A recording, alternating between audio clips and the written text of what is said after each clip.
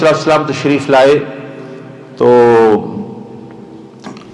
فرمایا کہ انما بعثت لاتمم مکارم الاخلاق، کہ مجھے صرف اللہ پاک نے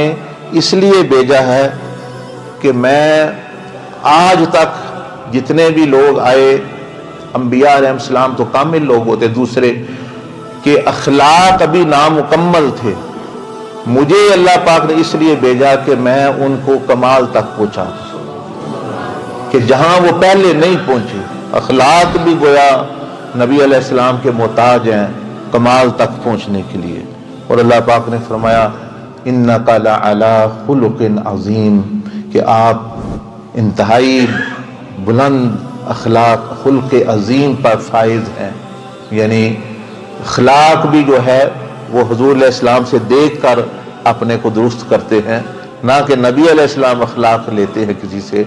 بلکہ جو آپ عمل فرماتے ہیں وہی اخلاق اور خلق جو ہے وہ بن جاتا ہے۔